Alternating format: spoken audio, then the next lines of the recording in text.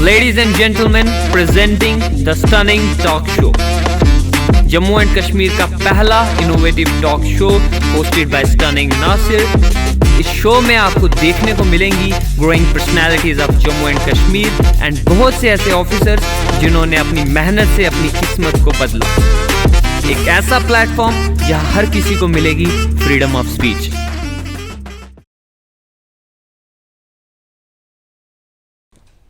So now you are watching the stunning talk show presented by Udhampur Official, Coming Personalities and co-powered by Unix, Charging Lives and hosted by me, the stunning Nasir. नर सेवा नारायण सेवा। मंदिर, मस्जिद, gurdwara, church बनाए गए थे ऊपर वाले को याद करने के लिए, लेकिन ये यहाँ रहते हैं, हम ये मानते हैं। लेकिन कुछ लोगों की नज़रों में एक जीता जागता आदमी भगवान बन गया है एंड कुछ की नज़रों में फरिश्ता। मुझे आज भी याद है जब भी मैंने इनके बारे में सुना था, मैंने इनके बारे में जांचा, परखा और मुझे ये लगता है दुनिया में कभी भी किसी को परेशानी आती है वो ऊपर वाले को ज़रूर याद करते हैं। सो जिसने कभी भी ऊपर वाले को याद किया होगा, सो आज की जो हमारी पर्सनैलिटी हैं, आज के जो शख्स हमारे साथ हैं, ये उनके पास पहुंच गए हैं।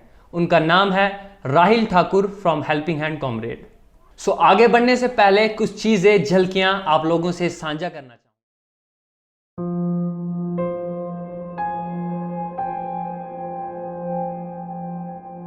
पहले मेरा कोला एक कमरा बनिया है, हम ही दिखने अपनी अखी में मेरा कमरू बनया कोला है। ख्वाहिश है थोड़ी कमरे दी? आज ये रमनी ख्वाहिश है मेरी। पापा मैं पूरी करगा एक कमरे दी ख्वाहिश थोड़ी जल्दी 10 दिनों के अंदर अंदर।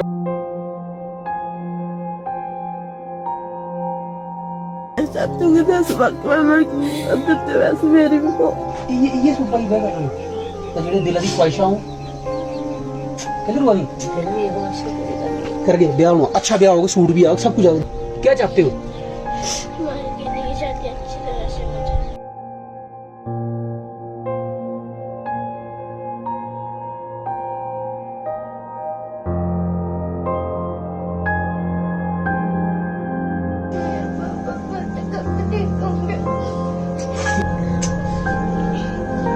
क्यों रो रहे? पापा ठीक नहीं है। पापा ठीक नहीं है? अपने बच्चे नहीं। हम इतनी हंसी खेलती थी, फैमिली ने खाने पर सारी इस बीमारी ने हमें सबको तोड़ दिया सबको। पर्सनली इनको कॉल करें, इनसे बात करें, उनका दर्द फील करें। अगर आपको इनका दर्द फील हो तो जनरस अमाउंट डालें इनके अकाउंट्स में, जनरस अमाउंट डालें। हम लोग तमाम उन लोगों को सपोर्ट कर देते हैं, उन लोगों को वीडियो शेयर कर देते हैं जिनका कोई तुक नहीं होता। आप किसी को भी स्टार बना देते हो। अगर आप इस बंदे की वीडियो शेयर कर दोगे, आप अपनी नजरों में स्टार बन जाओगे। पूरी रात रोंदी रोंदी है जिंदगी ब्याह ले याद हुंदा मैं करनी मेरे ते पट्टियां ले दी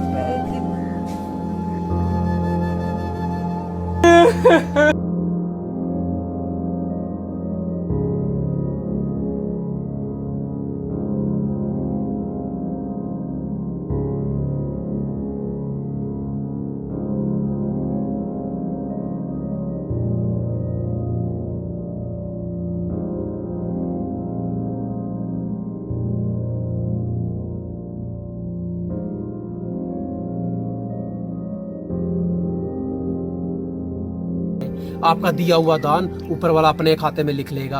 आपको मंदिर, मस्जिद, गुरुद्वारे जाने की जरूरत नहीं है। अगर आप इन लोगों की मदद कर देंगे, इन लोगों की सेवा कर देंगे, तो ये सबसे बड़ा पुण्य का काम है। Welcome Rahil ji. Thank you so much. Thank you so much Rahil ji. आप स्टनिंग टॉक शो में आपने अपना कीमती समय दिया, बिकॉज मैं जानता हूँ आज तक आपको बहुत से इंटरव्यूज़ में बुलाया गया बट आप नहीं गए। आपने स्टनिंग टॉक शो को चुना, इसके लिए मैं आपका दिल से शुक्रिया अदा करता हूँ। आप हमारे शो की सेकंड पर्सनालिटी हैं और हम हमारे शो में ऐसी ही पर्सनालिटीज़ को बुलाते हैं जिनने समाज के लिए कुछ किया है या उदाहरण पेश किया है। सर राहिल भाई, मैं निशब्द हूँ आपकी इन वीडियोस को देखकर, फ़ोटोज़ को देखकर, एंड बीच में मैं काफ़ी ज़्यादा इमोशनल भी हो गया था ये वीडियोस देखकर। और मैं मानता हूँ कि ऊपर वाला जो है ना वो हर किसी की सुनता है, मानता है, लेकिन आपको ऊपर वाले ने पूरे इंसान के रूप में यहाँ पे भेजा है और मैं काफ़ी खुश हुआ आपके इस काम को देख के। मैं आपसे पहला सवाल ये पूछना चाहूँगा, क्या होता है, कहते हैं कि एक बच्चे की परवरिश जो है ना उसकी माँ से होती है बचपन से, तो आपको क्या लगता है ये संस्कार जो हैं आपको अपने माँ बाप से मिले हैं? हाँ ऑब्वियसली ऐसे भी बोल सकते हैं कि हाँ हमारे माँ बाप से ही मिले हैं, बट हाँ ऐसा भी है कि हम लोग बचपन से ही क्या होता है, हर बच्चे का कार्टून कैरेक्टर आइडल होता है, किसी का कुछ होता है, शक्तिमान होता है जी। वैसे मेरे को ये था कि मुझे वैसे कभी वीडियोस देखते थे कि वो बंदा किसी की हेल्प कर रहा है मसीही की तरह, तो मेरा भी शुरू से यही था यार मुझे भी किसी न किसी की हेल्प करनी है, और वैसी एक मतलब होती सेटिस्फेक्शन मिलती है उसके बाद जब, तो वही रहता था मेरे दिल में भी। अच्छा वही रहता था। तो राहिल जी आप स्कूल का भी ना बहुत बड़ा रोल होता है हमारी हम सब की लाइफ में। आपकी स्कूलिंग कौन से स्कूल से हुई है? मेरी स्कूलिंग आर्मी स्कूल से हुई है। अच्छा, आर्मी स्कूल से। यस, तो उसमें भी बड़े ज़्यादा अप डाउन्स रहते थे क्योंकि मैं पापा बहुत ज़्यादा स्ट्रिक्ट थे। अच्छा। जब रिजल्ट आता था तो मार भी पड़ती थी हमें, क्योंकि अब हम लोग इतने अच्छे मार्क्स नहीं स्कोर कर पाते थे, तो हम लोग शाम को छुपते थे कि अब आज पापा से आज रिजल्ट आया है, पापा के सामने नहीं जाना क्योंकि मार चलनी है जी। तो कहीं ना कहीं स्कूल से भी बहुत कुछ सीखने को मिला है जी। क्वालिटी ऑफ एजुकेशन मिली कि हाँ भाई आगे कैसे किसी से, क्योंकि आर्मी स्कूल में क्या रहता है डिसिप्लिन रहता है, बिल्कुल। अच्छे फ्रेंड्स बने जी। तो आज तक वो चलते आ रहे हैं, वही प्रिंसिपल्स वैसे ही चलते आ रहे हैं अभी तक। जो आप ये काम कर रहे हैं, क्या आपको लगता है कि उस पढ़ाई का प्रभाव आप पे ऊपर है? बेसिकली स्कूल टाइम पे तो नहीं था जी। देखो मैं सच बोलूँगा, क्योंकि ऐसा बोलूँगा कि स्कूल टाइम के बाद वो पढ़ाई का प्रभाव मेरे काम पे पड़ा नहीं जी। तब मैं बड़ा ज़्यादा ऐसे ही नॉर्मल स्टूडेंट था, नालायक था, पता नहीं था दिन दुनिया का क्या होती है दुनिया जी। बट जब मैं दिल्ली गया यूपीएससी की तैयारी करने IAS की जी। तब एक साल तो मुझे लग गया कि लोगों को देखने में, जब वो किताबें खोलते थे कॉन्स्टिट्यूशन क्या होता है, तो मुझे लगता था मैं कहाँ पर आ गया हूँ। तो डर भी लगता था कि यार मैंने गलत फील्ड चूज़ कर ली है फिर, बट एक साल के बाद मुझे इंटरेस्ट आने लग गया, वही किताबें बार बार पढ़ने से मुझे ये रहा कि नहीं यार ये तो ईजी है, अगर मैं इसको पढ़ता रहूँगा तो मैं ये बोलूँगा कि मेरी यूपीएससी ने मेरे को बहुत कुछ दिया। भले मेरा एग्ज़ाम क्लियर नहीं हुआ बट उस पढ़ाई ने मुझे इतना कुछ दे दिया कि उसकी तरफ से मेरा मतलब माइंड वो हो गया। और लोगों के बारे में मतलब जब हम किताबें पढ़ते हैं, स्कीम्स पढ़ता था, गवर्नमेंट स्कीम्स पढ़ता था मैं, गवर्नमेंट स्कीम्स में सरकार ने ये किया है, हम लोग कोसते रहते हैं सरकारों को, बट ग्राउंड रियलिटी पे गवर्नमेंट स्कीम्स इतनी ज़्यादा होती हैं बट वो नॉर्मल लोगों तक अवेल नहीं होती जी। तो मैंने सोचा यार क्यों ना मैं इसी सोशल काम से उस स्कीम्स को इम्प्लीमेंट करके लोगों तक पहुंचाऊं, उनको जागरूक करूं जी। तो मैंने शुरू में यही काम शुरू किया जी। देन आहिस्ता मुझे पता लगने लग गया कि हाँ लोगों को ये रिक्वायरमेंट है, लोगों के वो जो काम होते थे जैसे आयुष्मान वाला काम था जी। फिर लाडली बेटी स्कीम थी, एक शादी marriage one time marriage assistant एक स्कीम थी जो मैक्सिमम लोगों को नहीं पता थी कि 40 से 50 हज़ार रुपये स्कीम में बेटी की शादी में मिलती है जी। तो जब वो चीज़ें देने लगे मुझे लगा यार ये तो ईजी है, तो फिर मेरे को लगा कि यार इनकी और ज़्यादा बढ़ चढ़ के मदद करनी चाहिए। जब मैंने ना एक बार किसी की वीडियो देखी थी तो उसमें देखा कि वो बंदा घर बना रहा है किसी एक बुज़ुर्ग का, बूढ़े बुज़ुर्ग का, तो वो बैठा हुआ है, तो वो हैंडीकैप था वो जी। तो वो उठ नहीं सकता था, उसको उठाया था लड़कों ने और वो उसके हाथ से ईंट रखवा रहे थे, लड्डू दे रहे थे जी। तो वो मेरे मन किया कि यार काश मैं उसकी जगह होता और मैं भी ऐसी मदद करता उस इंसान की जी। तो इस काम से मुझे ये अपॉर्चुनिटी मिली और मैंने उस अपॉर्चुनिटी को ग्रैब करा जी। मैंने दिन रात एक करके मतलब जो काम पकड़ा वो किया।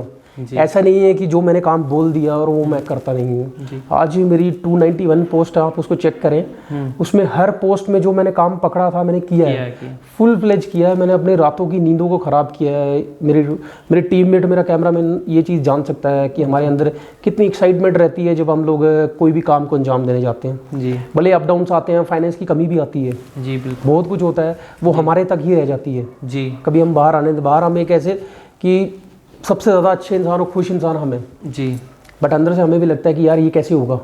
बट बोलते हैं कि अगर आप सही राह पे चलते हैं तो भगवान भी आपका साथ देता है जी। तो राहिल भाई आपका कॉलेज कहाँ से हुआ है? कॉमर्स कॉलेज से हुआ है। अच्छा। कॉमर्स कॉलेज का कॉलेज लाइफ कैसी रही है? कॉलेज लाइफ बहुत ज़्यादा अप डाउन्स रहे हैं क्योंकि 12th पास करी आर्मी स्कूल से, तो पापा को बोला था कि बाहर जाना है पढ़ने के लिए जी। तो मेरा शुरू से ही ख्वाहिश थी कि मैं बाहर पढूं जी, कि स्कूल टाइम से मतलब मेरे को ये था कि हायर अच्छी एजुकेशन लूँ बाहर जाके जी।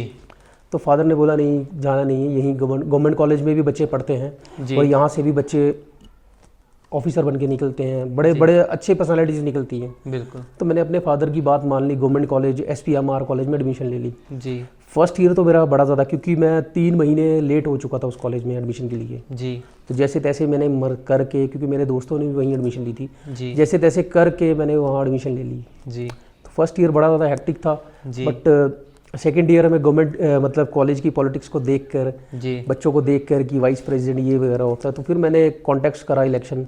सेकेंड ईयर में वाइस प्रेसिडेंट बना कॉमर्स कॉलेज का। तो वहाँ से मेरी दास्ता शुरू होती है, वहाँ से सोशल लाइफ शुरू होती है। राहुल भाई, कॉलेज के दौरान NCC होता है, NSS होता है, या बहुत सी ऑर्गेनाइजेशंस होती हैं, उस टाइम पे आपने कोई ज्वाइन की थी? नहीं, मैंने ना NSS ज्वाइन करी ना NCC करी, क्योंकि मैं बच्चों के साथ, मतलब जब मैं देखता था कि वो जो मैक्सिमम जितने भी बच्चे हैं वो आधे दूर दराज से आते थे, कहीं फाइनेंशियल कमी भी रहती थी बच्चों को। जी तो मेरे को उनको ही था कि उनको स्कॉलरशिप दिलाऊं। लद्दाख के बड़े बच्चे थे, यहाँ के थे बड़े, जी तो मुझे लगता है स्कॉलरशिप दिलाऊं उनको। उन्हीं में टाइम निकल जाता था, उनके साथ बैठना, उनसे पूछना। टीचर्स के साथ बहुत अच्छी बनती थी, बाकायदा प्रिंसिपल सर, वाइस प्रिंसिपल, हर टीचर से बनती थी, और उसका मैं ये फ़ायदा लेता था, एट द एंड बच्चों को उनका बेनिफिट दिलाता था। जी। और यही रहा मेरा हमेशा कॉलेज में भी। ये जो लोगों की सेवा आप करते हैं, ये जो सेवा भाव है, सबसे पहले आपके मन में ये करुणा किसको देखकर हुई थी, कब हुई थी और किस एज में हुई थी? इसको तो बताना मैं ये नहीं बोल सकता कि अब देखो, अगर मैं ये बोलूँ कि इस एज में हुई थी, तो मैंने वो टारगेट वो कर लिया कि हाँ भाई इस एज में, ऐसा नहीं है। पहली बार अब ऐसा याद नहीं है, बट हाँ यही कि बोलते हैं बच्चा बचपन से ही शुरू हो जाता है ये सब, क्योंकि कई बार स्ट्रीट डॉग्स, कई बार एनिमल्स जिनको लग जाती थी। मेरी मम्मी कई बार सोफे के नीचे चूहा आ गया तो मार दिया, तो मुझे लगता था यार गलत है। मम्मी नहीं, तो मम्मी झाड़ू लेके पकड़ के बैठ जाती थी, तो मैं उसको छुड़ा के भगा देता था। जी। तो मेरे अंदर वो चीज़ पहले से ही थी जी। तो उसको आहिस्ता आहिस्ता आहिस्ता आहिस्ता आहिस्ता आहिस्ता मैंने डेवलप करता गया। और जी कि मुझे, क्योंकि जब आपको किसी क्रिएचर से प्यार होता ना, जी, तो आप आगे एक्सप्लोर करते हो अपने आप को। तो मैं ऐसे ही आहिस्ता आहिस्ता कॉलेज टाइम से बच्चों की मदद करना। देन उसके बाद एक इंसिडेंट हुआ था मेरे साथ, एक डॉग था बर्थडे वाले दिन। जी। तो आज से 2.5 साल पहले बर्थडे था, तो बाहर हम लोग केक काट रहे थे, जी। तो रोड पे एक डॉग का एक्सीडेंट हुआ। जी।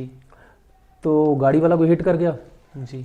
तो गाड़ी वाला हिट करके उसको छोड़ के चला गया। तो वो डॉग चिल्ला रहा था, बड़े लोग थे, उन्होंने सोचा कुत्ता ही है तो मर गया तो क्या हो गया, चले गए अपने अपना। वो रात की 10 बजे की बात थी। जी। मैंने जब देखो चिल्ला रहा है तो मैं भागते हुए उसके पास गया। मैंने देखा उसका पेट फट चुका है। जी। तो मुझे लगा ये मर जाएगा, तो मैंने वही अपनी शर्ट उतारी और बांध दी। शायद मेरी वीडियो भी है वो। जी। और वो मेरी फर्स्ट टाइम लाइफ की पहली वीडियो थी वो मैंने ऐसे ही बना दी थी कि चल मेरे को लोगों को मैसेज देना है, मैसेज, इस मोटिव से बनाई थी मैंने। जी। तो मैंने अपनी शर्ट बांध दी। अब चलो ठीक है, नई शर्ट थी, बांध दी।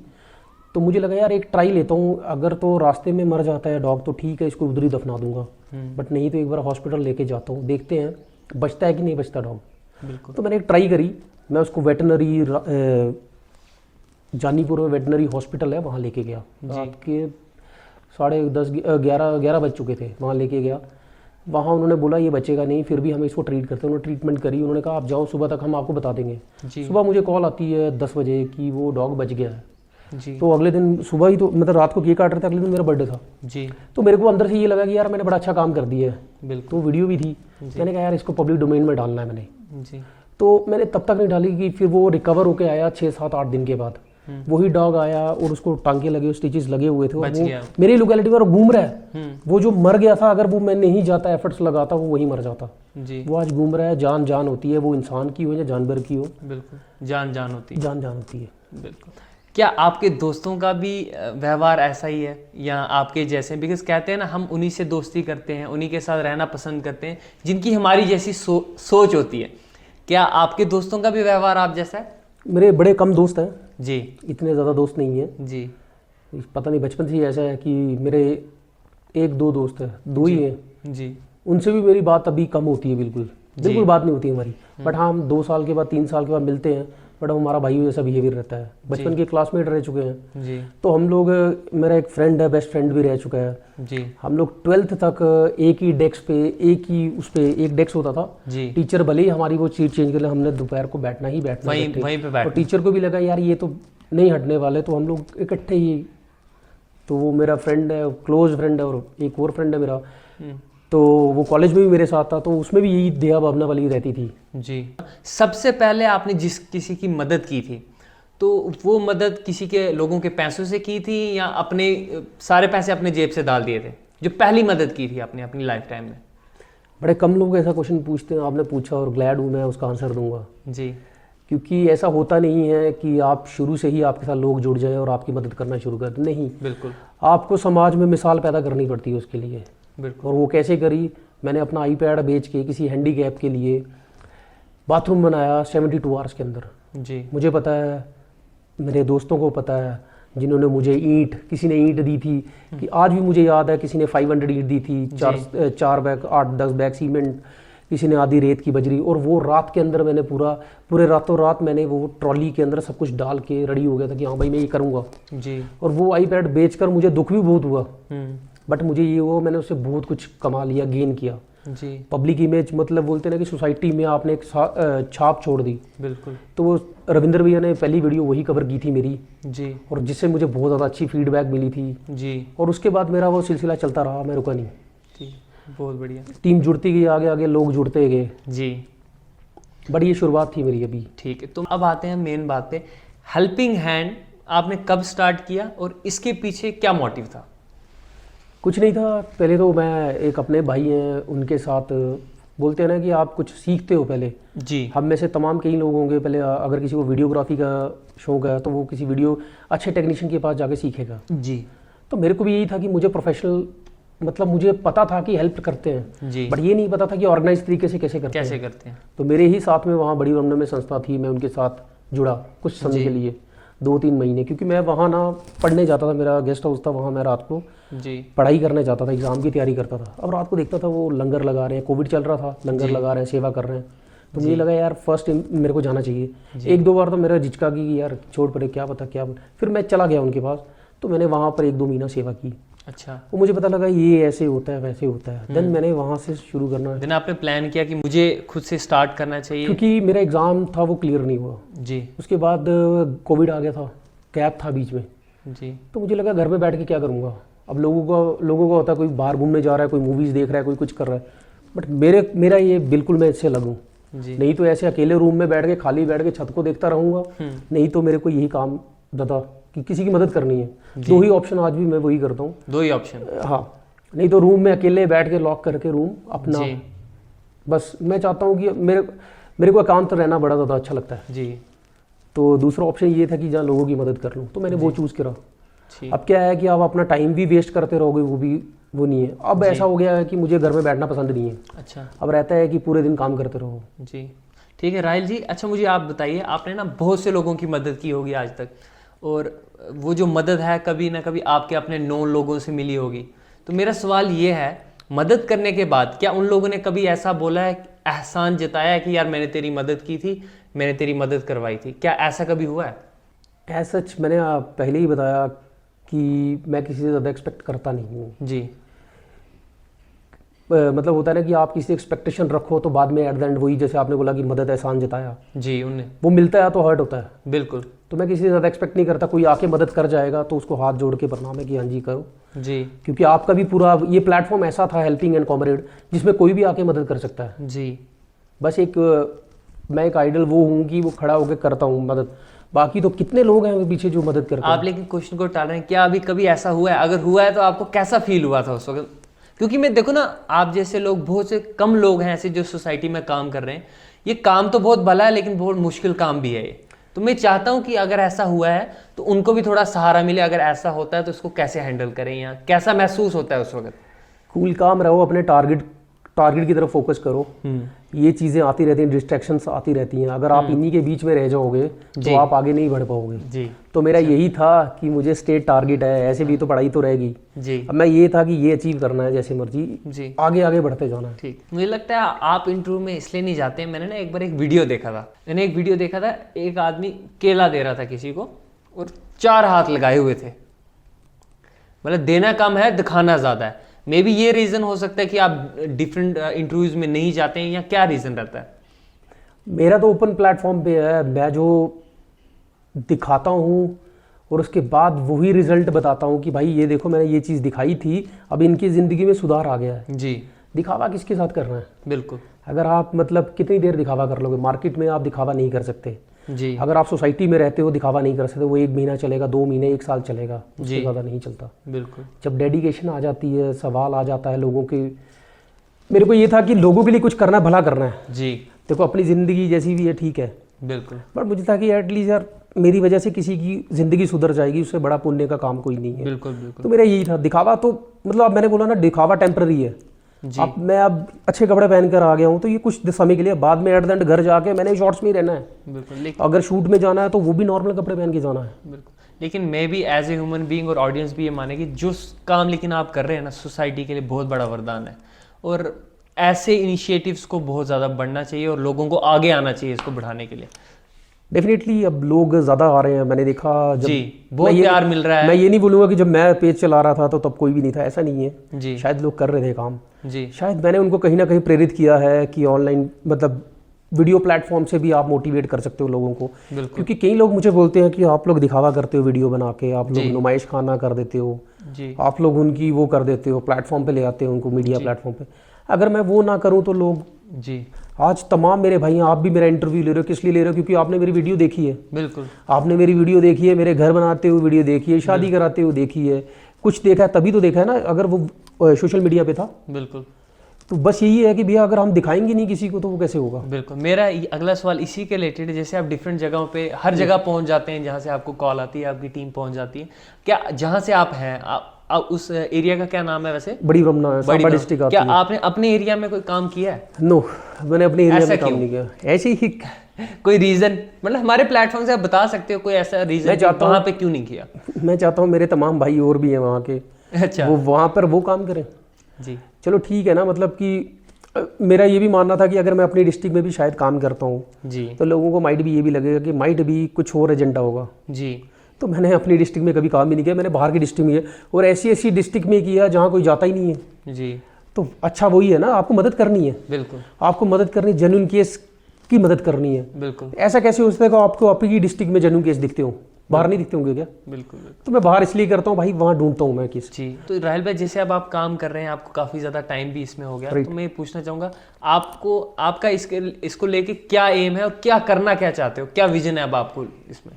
भाई यही है कि मैं चाहता हूँ कि मेरी एक NGO संस्था है वो एक बड़े लेवल पे चले, जी गवर्नमेंट्स के साथ भी मिलके काम करें हम लोग, और भी आगे अपनी जियोग्राफिकली बाउंड्री को बढ़ाएं। जी हर डिस्ट्रिक्ट में अपने टीम्स हो, अपने भाई हों। मैं ये नहीं बोलूँगा कि हर डिस्ट्रिक्ट में हेल्पिंग हैंड कॉमरेड का वो ना, अपने भाई हों, वॉलंटियरी हैं वो। मैं चाहता हूँ कि मैं लोगों को मोटिवेट करूँ मैक्सिमम, जी वो किसी भी नाम से काम करें, जी काम की भावना सही होनी चाहिए। बिल्कुल मीन्स कि जो काम कर रहे हो वो सही होना चाहिए। बिल्कुल। तो आप किसी भी काम से एटलीस्ट मेरे से मोटिवेट हो रहे हो, जी भले ही वो मुझे बता नहीं रहे, जी बट एटलीस्ट वो काम भला तो काम तो अच्छा कर कर रहे रहे हैं, हैं, मुझे खुशी होती है। बिल्कुल। क्योंकि मैं जानता हूँ कि आज कई ऐसे लोग थे जो शुरू में बोलते यार तू क्या वेलो वाले काम कर रहा है, तेरे कोई काम नहीं है, हाँ। पढ़ लिख के दिमाग खराब हो गया तुम्हारा, ये हो गया वो हो गया। बट आज वो भी सेम ऐसा ही करते हैं, कभी कभी बिल्कुल किसी की मदद करते हैं, मुझे फ़ोन करते हैं राइल तू बड़ा अच्छा काम कर रहा है यार, बिल्कुल, बड़ा अच्छा खुशी लगता है। होती है उस वक्त। तो बहुत खुशी होती है। मैंने उसको गलत नेगेटिव वे में नहीं लिया। बिल्कुल वो क्रिटिसिज्म उनका उस टाइम पे मेरे को लगा कि यार क्रिटिसाइज कर रहे हैं, मेरे अपने खास हैं, क्रिटिसाइज कर रहे हैं, बिल्कुल बट शायद उन्हीं के क्रिटिसाइज से आज मैं वहाँ तक पहुँच चुका हूँ और इतनी दूर काम कर रहा हूँ। बिल्कुल बिल्कुल। सो राहुल भाई जैसे मैंने स्टोरी में डाला था कि राहुल भाई यहाँ पे आ रहे हैं, तो बहुत से स्टूडेंट्स के मैसेज भी आए कि हम ज्वाइन करना चाहते हैं हेल्पिंग हैंड कॉमरेड, लेकिन हम नहीं कर पाते हैं। प्लीज़ उनसे पूछिए हम कैसे ज्वाइन कर सकते हैं, तो यूथ उनको क्या मैसेज दोगे, कैसे ज्वाइन कर सकते हैं? देखो हेल्पिंग हैंड कॉमरेड एक ओपन प्लेटफॉर्म है, ऐसा नहीं है कि आपको मेरे ही बैनर के अंदर काम करना है। मैं चाहता हूँ कि आप अपने मेरी यहाँ से टीम है हेल्पिंग हैंड कॉमरेड उधमपुर, मैंने उन भाइयों को भी यही बात बोली थी कि आप लोग अपने लेवल पे काम करो, जहाँ मेरी ज़रूरत है, मेरी मदद की ज़रूरत है। अगर लगता है आपको कि ये काम हमारे से नहीं हो रहा तो मुझे बुलाओ, मैं आपके साथ खड़ा हूँ, मैं आपको सिखा सकता हूँ कि ये ऐसे काम इस तरीके से हो सकता है, क्योंकि मैं भी वैसे ही नॉर्मल उसी एरिया से निकल कर मैंने ये करा है। ऐसा नहीं, कोई काम इम्पॉसिबल नहीं है।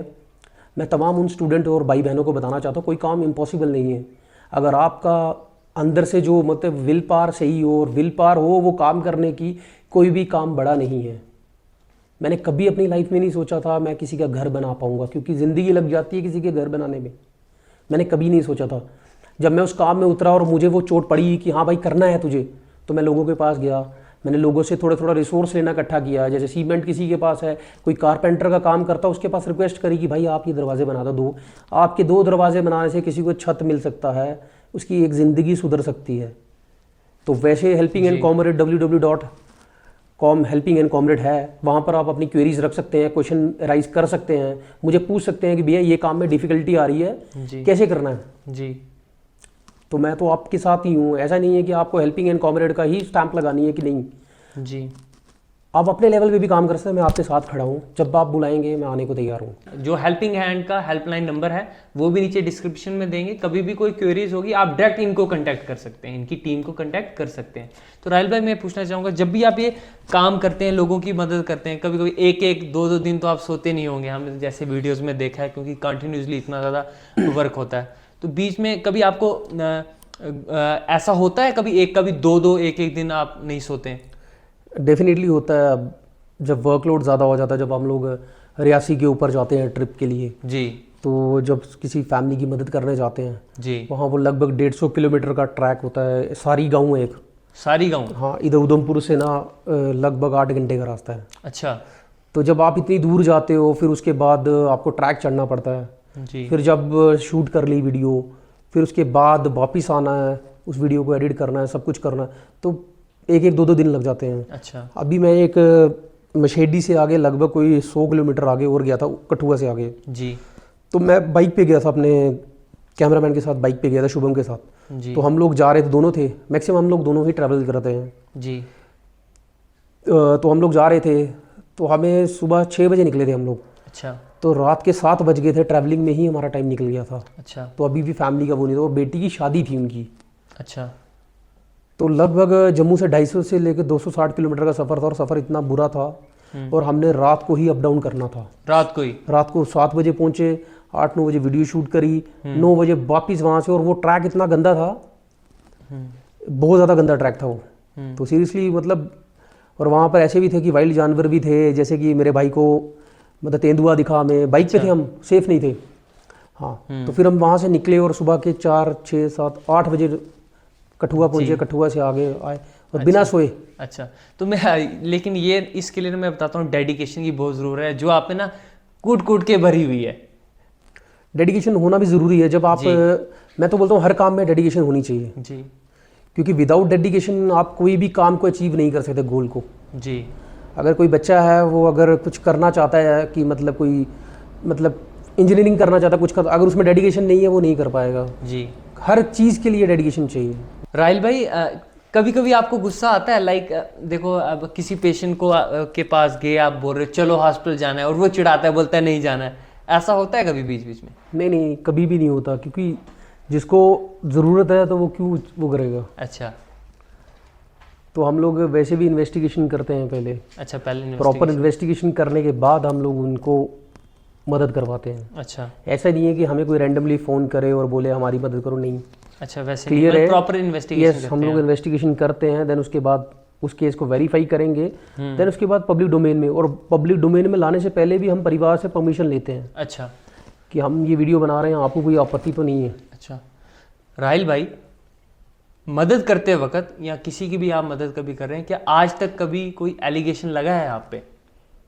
नेवर, अभी तक नहीं, और ना कभी ये चीज़ जो ये मैं ये नहीं बोलता कि एलिगेशन लगा है कि नहीं लगा जी, बट हाँ कई लोग पीछे बोलते होंगे, मुझे फ़र्क नहीं पड़ता जी, बट सामने कोई नहीं बोलता जी, बिल्कुल। और पब्लिक डोमेन में कोई नहीं बोलता। अच्छा, तो क्या आप मेरे को बता सकते हैं और ऑडियंस को कि टीम हेल्पिंग हैंड कॉमरेड ने कितने लोगों की मदद कर चुके हैं अभी तक? देखो, ये अगर मैं ये चीज़ बता दूं, काउंटलेस है मीन्स की कई लोगों की हम लोग वीडियो बना लेते हैं, कई नहीं कर पाते, मतलब वीडियो नहीं बना पाते जी। बट अगर मैं ये बोलूँ कि हाँ भाई मैंने इतने लोगों को, वो फिर वो हो जाएगा। बिल्कुल, मुझे खुद नहीं पता और मैं चाहता हूँ ये कभी याद भी ना रखूँ बिल्कुल। मैं इतने लोगों की मदद कर दूँ कि मैं मेरी गिनती कम हो जाए वो। अच्छा, तो मैं ये चाहता हूँ कि बस मदद चलती रहे जी, और कभी काउंट ना करें। अच्छा। सो राहिल भाई, आपने जब टीम हेल्पिंग हैंड कॉमरेड को इसको फ्रेम किया था, क्या होता है ना, जब कभी हम हॉल बनाते हैं उसके ना 4 पिलर्स होते हैं, तो टीम हेल्पिंग हैंड के वो पिलर्स कौन है? अगर आप चाहें तो आप बता सकते हैं। हाँ, मैं बताऊँगा, क्यों नहीं बताऊँगा। ये जो टीम हेल्पिंग एंड कॉमरेड के 4 पिलर हैं, जैसे कि मेरा कैमरा मैन है शुभम, जी 4 से ज्यादा भी हो सकते हैं, वो तो सिर्फ हॉल के 4 होते हैं, आपके मतलब कितने? 7 बहुत सारे हैं मैं जी। सबको, बट हाँ जो मेरे साथ रहते हैं, जो मेरे मतलब सपोर्ट में रहते हैं हमेशा, जी क्योंकि अगर मैं अपने कैमरामैन के बिना कुछ नहीं हूँ, बिल्कुल। क्योंकि मेरे साथ कोई चलने वाला नहीं था। जी। जब शुरू में मैं स्टार्टिंग में चला था हम्म, तो मेरे मामा जी का बेटा था मेरे साथ, जी उसको कैमरा भी पकड़ना नहीं आता था, हम दोनों ऐसे ही चले जाते थे। जी अब हमें मदद करनी थी किसी की, जी आहिस्ता आहिस्ता आहिस्ता लोगों के साथ जुड़ता गया मैं, जी तो मेरी टीम बनती गई। जी टीम में बहुत सारे भाई हैं हमारे, जैसे कि सुनील भैया हैं, सुमेधा है, जी। आशुतोष है, आशा दीदी है। बिकॉज मेरा एक क्वेश्चन पूछने का यही मोटिव था कि आपका शुक्रिया तो हम करते ही हैं, हम आपको देखते हैं, आप यहाँ पे भी आए, हम उसके लिए बहुत शुक्रिया आपका, लेकिन उन लोगों का भी शुक्रिया करना बहुत ज़्यादा ज़रूरी है जो बैक एंड पे आपके साथ हाथ मिलाकर काम करते हैं, उन लोगों का शुक्रिया करना भी बहुत इंपॉर्टेंट है। बहुत, जैसे सुरेश कोहली जी हैं, जी। कठुआ से हैं। जी। आज तक मैंने जितने मैक्सिमम घर बनाए हैं तो उनके साथ मेरी सपोर्ट रहती है पूरी। मेरे ऑडियंस भी जानना चाहती थी कि कितने घर बना चुके हैं अभी तक आप? यही कोई 10 से 12 घर बना दिए 10-12 घर बना और अभी चुके जो चल रहे हैं बाकी तो हैं। जी जो अभी पूरे हो चुके हैं वो 10-12 हैं। इसमें सुरेश कोहली भैया हैं जिनकी बड़ी ज़्यादा सपोर्ट रहती है। अच्छा। रविंद्र भैया हैं जिनकी वजह से मुझे ये आज मौका मिला है लोगों की मदद करने का। जी। तो सबसे बड़ा क्रेडिट मैं अगर किसी को देना चाहूँ तो वो मेरे भाई है रविंद्र जी, अच्छा द स्टेट सेंटिनल के। अच्छा। उनको क्रेडिट देता हूँ। आज मैं जो भी कुछ हूँ उनकी बदौलत भी हूँ। जी। राहुल भाई मैं पूछना चाहूँगा, जिनके घर आपने बनाए, जिनकी हेल्प आप कर चुके हैं, क्या उनसे भी कनेक्टेड रहते हैं आप? बीच बीच में उनको फ़ोन करते हैं या उनका कोई फ़ोन आता है बीच बीच में? रेगुलरली। जी। ऐसा कोई दिन नहीं है कि किसी का फ़ोन नहीं आता, घर वालों के नहीं, ऐसे भी जिनकी मैंने आज तक वीडियो प्लेटफॉर्म स्टोरीज कवर करी हैं। जी। तो मेरा मतलब बोलते ना कैमरे के आगे और पीछे से बिहेवियर बहुत मतलब पीछे इतना मतलब फैमिलियर बिहेवियर है हमारा, जैसे कि वो मेरी फैमिली का पार्ट है। जी। आज तक मैंने कभी उनके लिए डिसरिस्पेक्ट नहीं करी, कभी बदतमीजी नहीं करी। जी। और वो भी मुझे एज अपना फैमिली का पार्ट समझते हैं। आज भी फ़ोन करते हैं शाम को, कभी मैं बीमार हो जाता हूँ जी। तो उनको कहीं ना कहीं से पता कैसा महसूस होता है उस वक्त? बड़ा ज़्यादा प्राउड फील होता है। जब मैं पीछे बीमार हो गया था तो मुझे आज भी याद है, मैं तो एक रियासी में स्टोरी की थी, राम मंदिर के निर्माण के लिए उस परिवार झुग्गी में रहता था। जी। उन्होंने 500 रुपीज़ दिया था। जी। पिछले 12 साल से वो उसी झुग्गी में रहते थे। जी। हमने, हमारे भाइयों ने और हमने मिल के घर बनाया उनका। अच्छा। जब घर बनाया तो उसके बाद शुरू में बड़ी ज़्यादा डिफिकल्टीज आई उन्हीं के परिवार से, जी। बट जब लास्ट में वाइंड अप करा हमने वो घर बनाने के बाद जो उनसे प्यार मिला ना वो कहीं नहीं मिला।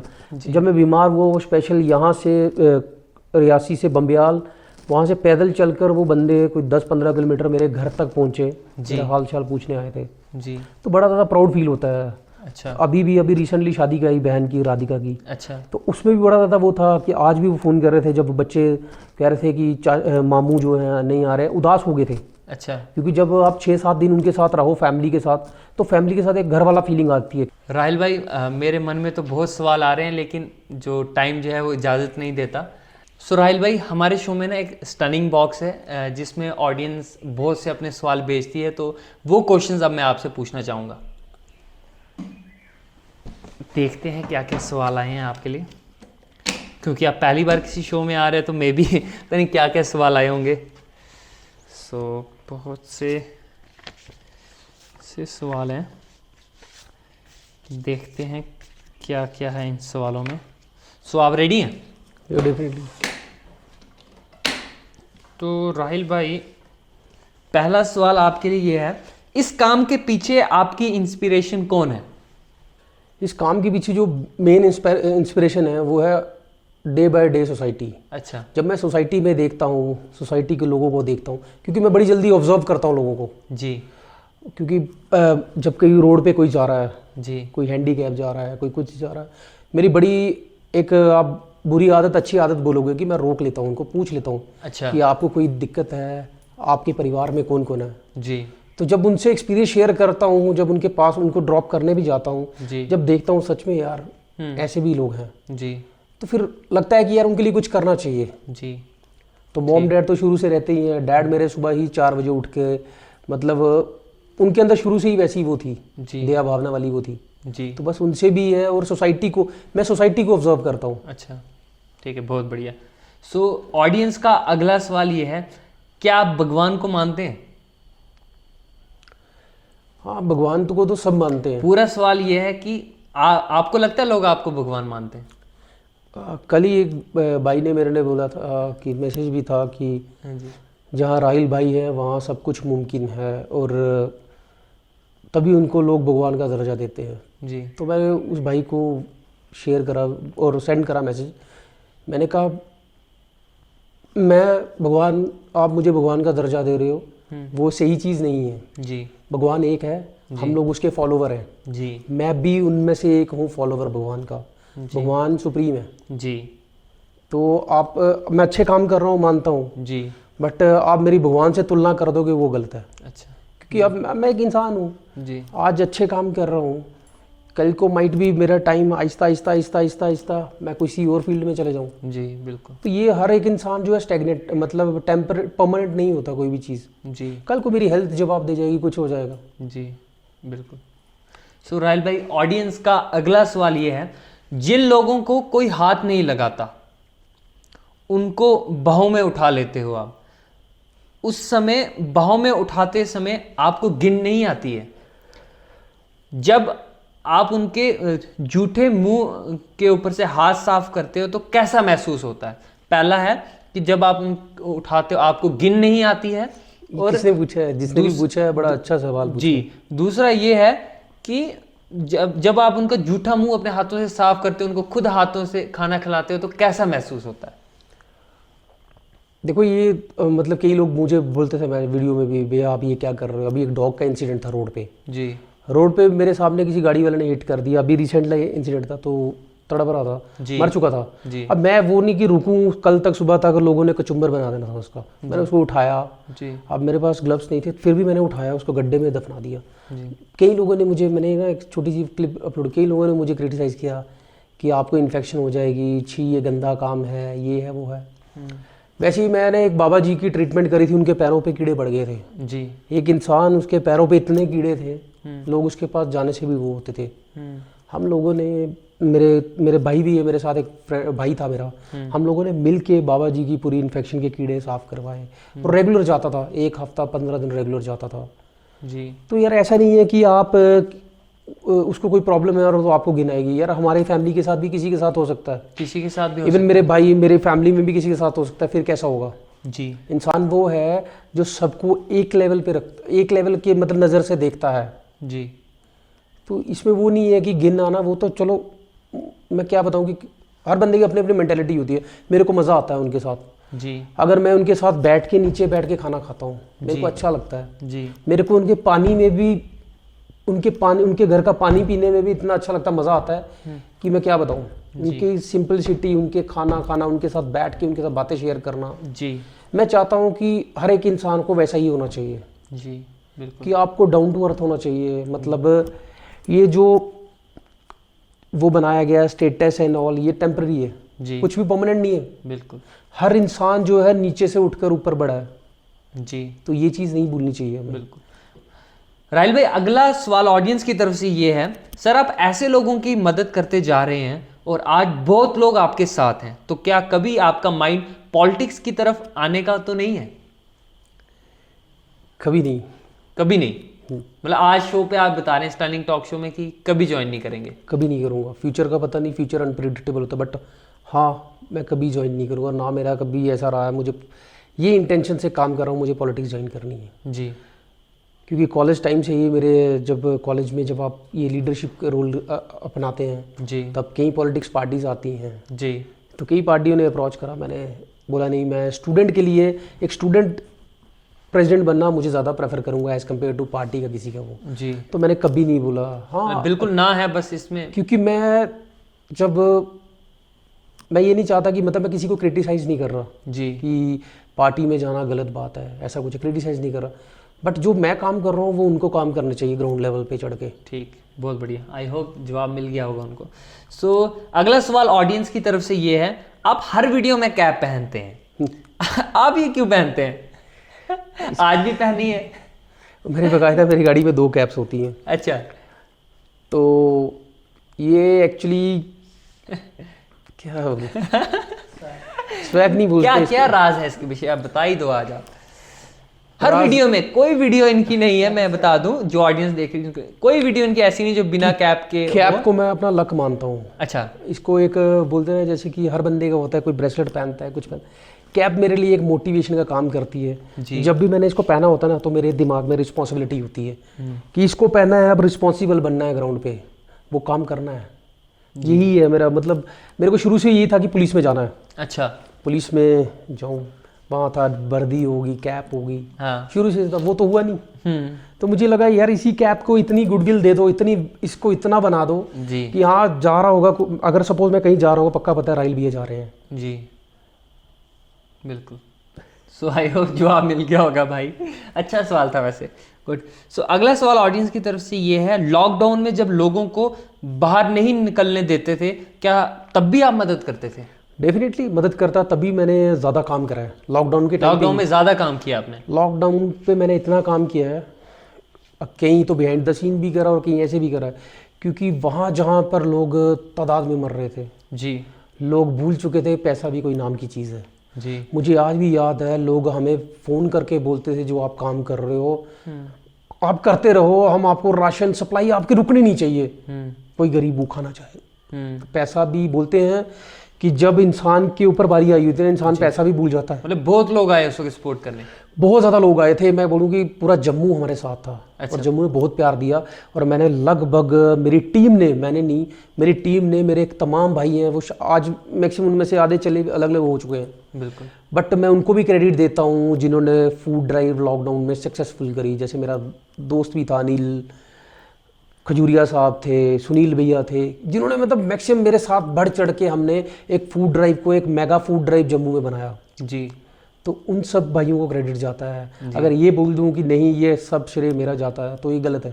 बिल्कुल, आज शायद हम लोग अलग अलग अपना अपना कर रहे हैं, बट जी, बिल्कुल, उनको क्रेडिट जाता है, तो मैं कभी डिनाई नहीं करूँगा। आज जो भी हूँ उनका भी कहीं ना कहीं सबका एक एक छोटा छोटा पार्ट है, तो उसकी वजह से आज मैं यहाँ पर हूँ। ठीक। राहिल भाई, अगला सवाल ऑडियंस की तरफ से ये है, क्या आपके घर वालों ने कभी मना नहीं किया कि ऐसे ही कभी भी किसी भी लोगों को उठा लेते हो, जानवरों का ट्रीटमेंट कर देते हो, कि आपको इन्फेक्शन नहीं होगी, कहीं इन्फेक्शन हो गई तो क्या करोगे? क्या ऐसा बोला है कभी? मेरे पापा ने मेरे को कभी नहीं बोला जी। मेरे पापा को इनफैक्ट पता भी नहीं था कि मैं ये काम करता हूँ। अच्छा, मैं पहले शुरू में तो उनसे चोरी काम करता था, ये अच्छा, पढ़ जाता घर से पढ़ने के लिए और यही काम करता social service. But Aahista Aahista मेरे पापा को पता लग गया, न्यूज़ पोर्टल पे आना शुरू हो गया कि ये, तो मेरे पापा के फ्रेंड्स ने बोल दिया भाई तेरा बेटा तो कुछ और ही कर रहा है, तू बोल रहा है पढ़ता है, वो तो कुछ और कर रहा है। तो मेरे पापा ने मेरे को पूछा कि ये क्या है, मैंने कहा पापा मुझे अच्छा लगता है ये, अब मैंने पढ़ाई में इतना टाइम दे दिया, मुझे ये करना है। मेरे पापा ने उसके बाद मुझे कभी नहीं पूछा। और मेरी मदर का सवाल रहा, वो बोलती थी कि जब कोविड का टाइम चल रहा था तो कोरोना लाएगा, हमें भी मार देगा, ये है वो है। मैंने कहा कुछ नहीं होगा, जो भगवान को मंजूर होगा वही होना है। यहाँ इतने लोग हैं जो बेचारे, मैंने कोविड के टाइम पे लोगों को मैंने देखा है, मैंने कितनी डेड बॉडीज देखी, क्योंकि जीएमसी में 24 घंटे रहता था मैं, और जहाँ पर लोग हाथ लगाने से डरते थे, हम लोग वहाँ खाना, वहाँ उनके पकड़ के हेल्प करते थे हम लोग। और बाकायदा मैंने वहाँ कोविड के टाइम पे एक इंसिडेंट था, जब एक छोटा सा बच्चा था 2 महीने का, शायद पूरे जम्मू को वो बात पता है, 2 मंथ्स का बच्चा था, कोविड पॉजिटिव था, उसकी डेथ हो गई थी, हॉस्पिटल में ही छोड़ के चली गई थी माँ, वो डीकम्पोज हो चुका था। हमने उसको, उस टाइम पे लोग उस पॉलीथीन को भी हाथ लगाने से डर रहे थे कि यार हम, अच्छा। और उस टाइम पे पीक थी, हमने उसे उठाया, हमने और अनमोल टीम थी, तरुण शर्मा नाम का मेरा दोस्त है जी, उसकी एम्बुलेंस ली हमने जी। तो हमने मिल के उस बच्चे को प्रॉपर रीति रिवाज से उसका क्रिमेट किया जी, प्रॉपर। तो वो सेल्फ सेटिस्फेक्शन थी जी। लोगों ने तो, शायद उसकी माँ ने तो उसको छोड़ दिया, बट हमने अपना लिया उसको। बिल्कुल, मुझे लगा है किसी के साथ भी हो सकता है।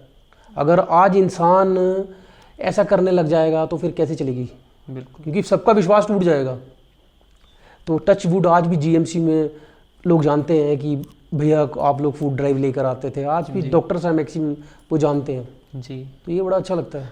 राहिल भाई, ऑडियंस का लास्ट सवाल ये है, मुझे लगता है इसका जवाब पहले भी दे चुके हैं, आपके साथ जुड़ना होगा तो क्या करना होगा? प्लीज़ सिंपल बातों में बताएं, कैसे ज्वाइन करना है आपको? मेरी टीम में वही भाई बहन मेरे साथ चलेगा जिसके अंदर डेडिकेशन होगी, क्योंकि जहाँ मैं जाता हूँ, हाई टेरेन कहीं भी जाता हूँ, आप देखते होंगे मैं विदाउट फुल स्टॉप काम करता हूँ, तो वो काम दूर दराज के भी होते हैं, कहीं होते हैं। जिस भाई को जुड़ना है उसके अंदर डेडिकेशन होना ज़रूरी है। बस यही चाहता हूँ कि अगर आपके अंदर डेडिकेशन और विल पावर है तो आप मेरे साथ कभी भी आके ज्वाइन कर सकते हैं।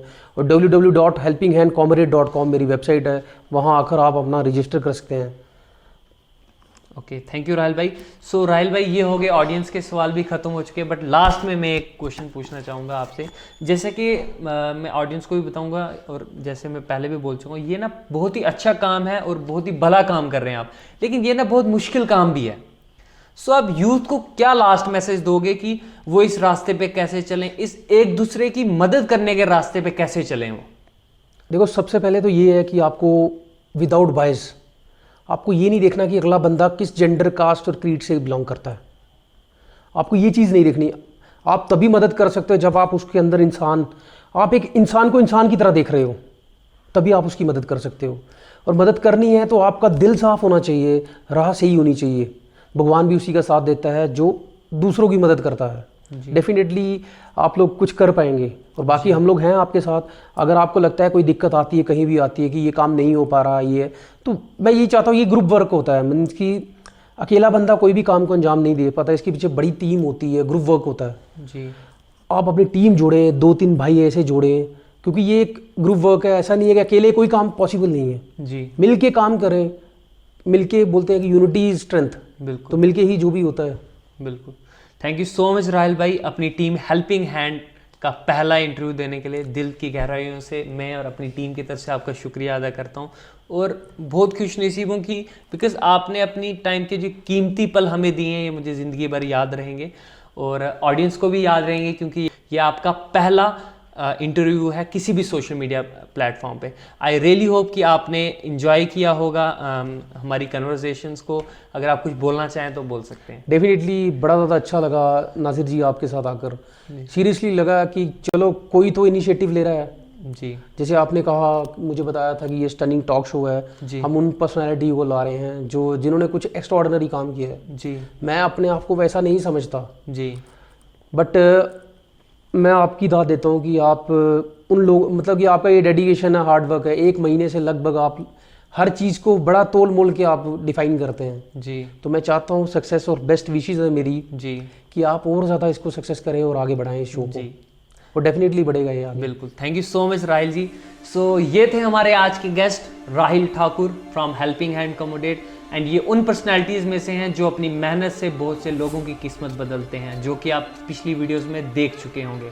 सो एंड ये उन पर्सनैलिटीज़ में भी हैं जो कम बात करने में और ज़्यादा काम करने में विश्वास रखते हैं। और मैं बहुत खुश हूँ कि और हमारी पूरी टीम कि आज ये आए, इन्हें अपना कीमती टाइम यहाँ पे दिया। हमें बहुत अच्छा लगा इनसे बात करके। एंड आई रियली होप जो भी क्वेश्चंस लेके मैं आज यहाँ पे आप सबके सामने आया था, आप सब उससे संतुष्ट होंगे। एंड बहुत जल्द मिलते हैं हम नेक्स्ट एपिसोड में। और मैं एंड में यही बोलना चाहूँगा कि special thanks to Prashant public school and the tea factory Udhampur. So मिलते हैं बहुत जल्द नेक्स्ट एपिसोड में। तब तक के लिए अपना ख्याल रखें and thank you so much for watching the stunning talk show.